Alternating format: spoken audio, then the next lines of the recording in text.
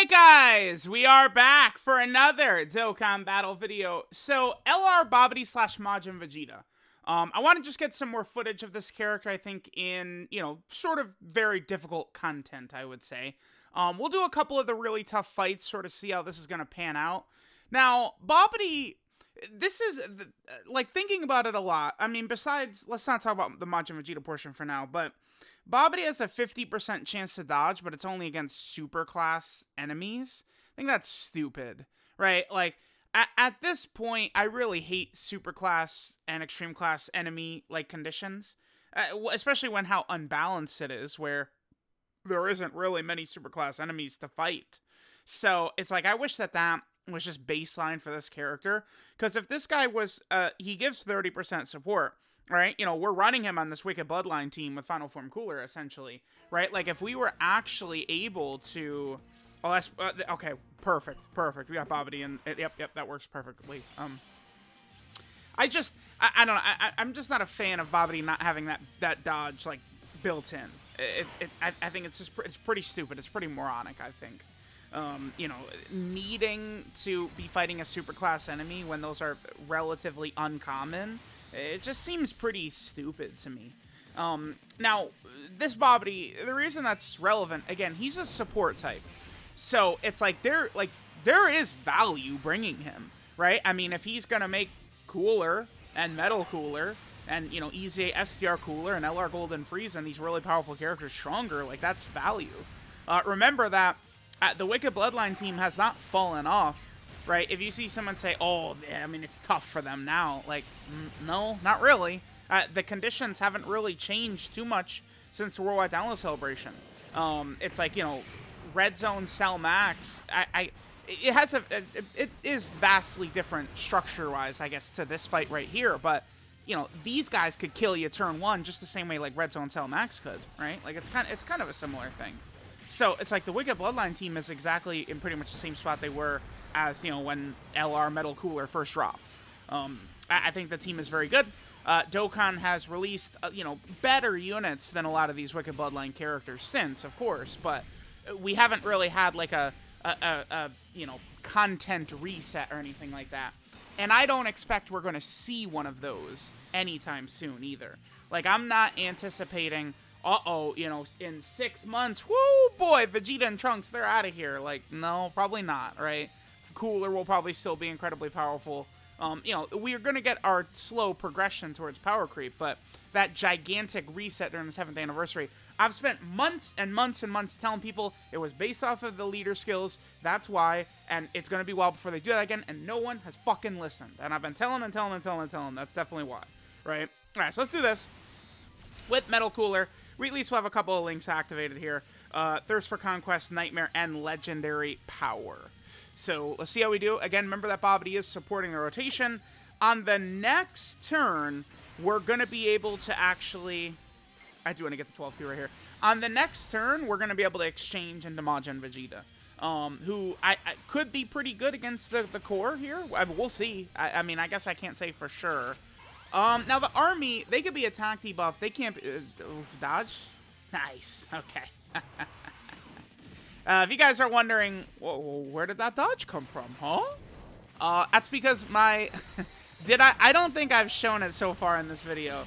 The build for my LR Babidi is 33 dodge. That is what my Babidi has got. That is exactly the way you want to build this character. Additionals, I guess, can be useful for Babidi, but they do nothing if you're in Majin Vegeta form. He can't additional, right?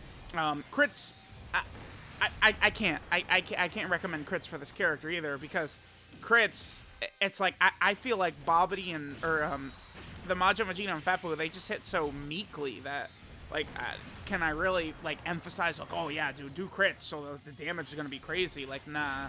Like, I feel like dodge, very simple for this LR Babidi, is what you want to do. Again, there's value on additionals in Babidi form, because, he gets 50% defense on each super attack, 12 and 18 key, and then he gets a 50% chance to stun on 18 key, and a 50% chance to seal on 12 key. So, I mean, again, you could get some value out of Babidi additional supering, but Majin Vegeta can't even additional at all, so. The army is heavily debuffed here, huh?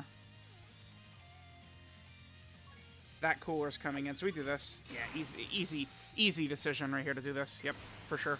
Although, you know, I could, if we kept the rotation as LR cooler, EZA cooler, and LR cooler in 2 turns from now, we would probably just one-shot the metal cooler core with that rotation. Nice! That's actually very helpful, right? Like, you know, someone might say, oh, good, you know, Golden Freeze would have taken, like, you know, 50k from that anyway. But the army would have defensive debuffed Golden Frieza as well. So that actually is very helpful. I think Golden Frieza, as long as he's done his 5 super attacks, and, I mean, depending upon what his damage reduction is, that I guess, could he, if he's in slot 3 next turn, could he live the core? I think so. We have a very high HP stat, right? Because LR Babidi is free to play, but he's still an LR, right? Oh, let me show Babidi's potential build, and then I actually want to take a look at his HP stat as well. Because that's one thing that's very good about some recent characters they've dropped. Well, let me just fact check this, because my brain is telling me that, like, Dokkan Fest Yamcha has a very high HP stat. Let me just double check and see if that's correct. If Yamcha does. There was some character, like a TUR, where I was like, oh, their HP is very high, right? Like, that's good. Because, you know, we want one of these 200% leader teams have very high HP stats. Yeah. Yamcha's HP is 19,500. That is very high. Yes, it is. Okay, cool. All right, so we have a pretty good rotation here.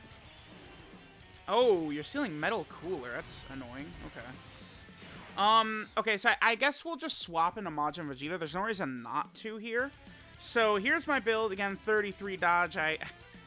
I really like that. I mean, that's the max we could have, right? We have a 5 dodge, a 5 dodge, and then a 3 dodge bronze. Yeah, 33 dodge. Beautiful. It's worked out pretty well already. And then his HP stat. Oh, it's really high. Wow, that's high. 22,500. That's a dub for sure, right? Yeah, same with Metal Cooler. Final Form Cooler's at a similar level. Yeah, see, okay, so Babidi, that's definitely a W right there. Let's go ahead and swap into Majin Vegeta. I'm curious to see how well he'll tank here against the Metal Cooler core.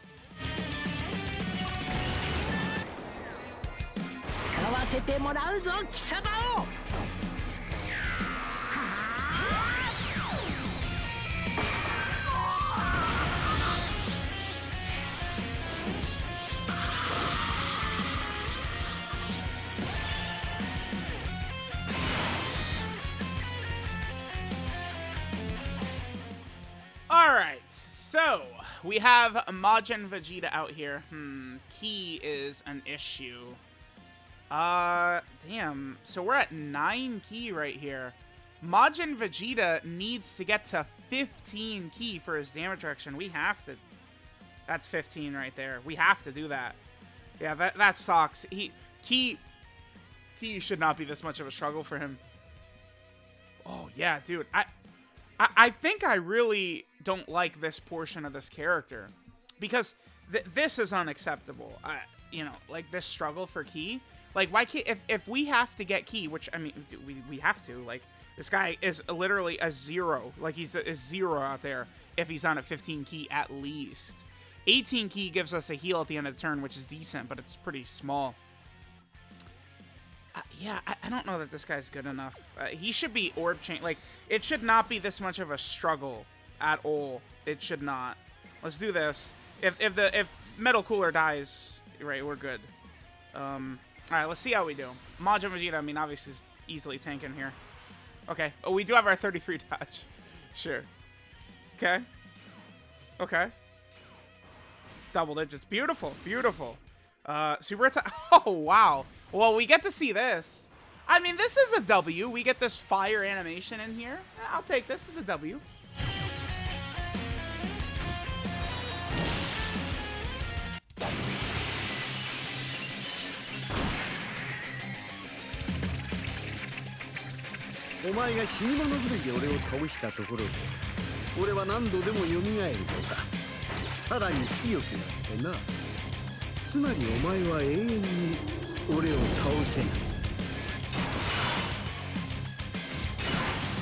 Alright, so, I would say, dude, getting the Metal Cooler revive, that makes this video an auto W, for sure, for sure.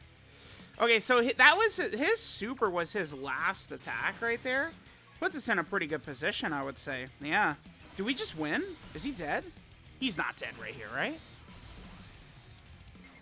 We could maybe finish with Majin Vegeta next turn. This might be a bit of damage, but it's okay.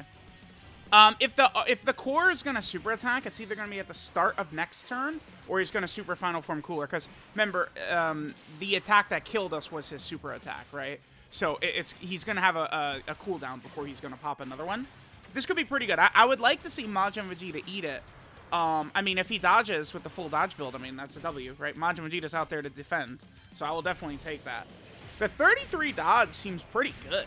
Like, this unit is dodging everything, right? Like, I'll take it, right? Like, you know, again, the thing is that, like, I'm you know, kind of just trying to make this BABIDI work here, but, you know, we could very easily go, like, why wouldn't we just run, like, LR Janemba, or Tech Janemba, right? Or, I don't know, other, like, Wicked Bloodline characters like that over this BABIDI. I think that BABIDI is fine. Well, again, the super and extreme class restrictions, I feel like those could be removed, and all that stuff could just be base kit for BABIDI is what they should do. And then after that, do you have your active Final Form Cooler? You do. We're not going to use it, though. No, we're not. Because I am hoping that... I would rather Metal Cooler supers us and it connects here. But, I mean, it is what it is if it doesn't. I'm going to use Metal Coolers active. I'm not going to use Final Form Coolers because that would break the first action, which I really think might be a super attack. So let's do this.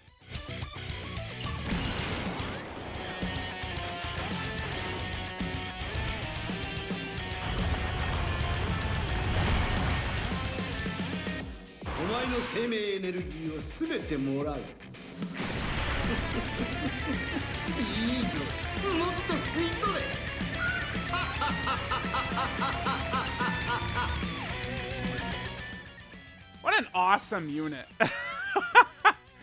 Dude, Metal Cooler is just so sick. I do like him. Metal Cooler is another character. I do kind of wish they make him just a little bit stronger, but like he is sick. It is fun. This is good because when I'm using teams these days, I'm using teams essentially. We did dodge it. I'm using 100K. What? Why did he eat 100K? Oh, why? Because the core still got his buff. Wow.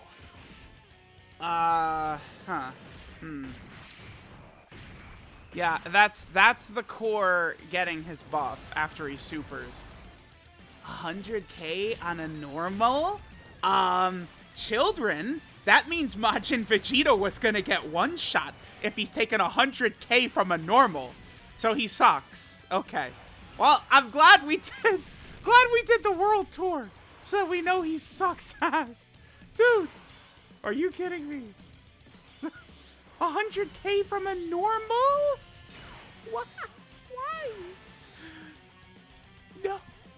Oh. I mean, we had it. It was up. The damage reduction, the defense. That's... it sucks. Like, this guy sucks because... Alright, Goku and Vegeta. 8th anniversary, Super Saiyan 3 Goku and Super Saiyan 2 Vegeta. When you go into their form, right, they can't attack. But it's balanced because they're the strongest defensive unit in the game. And then you wait a couple of turns, and then they have one of the strongest attacks in the game. So it's just, the design feels tight. It feels good to me. I think that I have issues with the Super Saiyan 3 Goku and Super Saiyan 2 Vegeta unit because it's just so easy for them to get one-shotted at the start of the fight, right? But I think the design is good.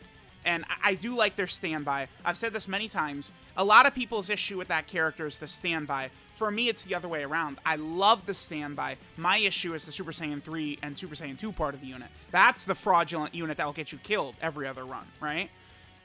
This character, though, like, Majin Vegeta just sucks. He just sucks, because, like, he can't attack, and he's not doing damage when you do your finisher, and he's not really that great defensively. I mean, yeah, we could say, oh, type disadvantage against, you know, the hardest, because the Metal Cooler core after he supers is essentially like the hardest hitting boss in the game normals wise. I think the core, I mean, he's hitting harder than Cell Max, I believe, after the core supers, right? Because again, remember, he gets a big attack buff to himself after the core supers. And I think after the super, those are the hardest hitting normals you can take in the game. I believe they hit harder than Cell Max. And it is type disadvantage, but I mean, for a unit that can't attack to take 100k, I understand this unit is free to play, but I mean, that's just not good enough. No. Like, this Majin Vegeta, like, 40% damage reduction is not enough. That needs to be like 70% damage reduction. And he needs to be creating his own orbs. If he was creating orbs at all, I would prefer Rainbow Orb changing, because guess what? The base Goku and Vegeta, they Rainbow Orb change. So,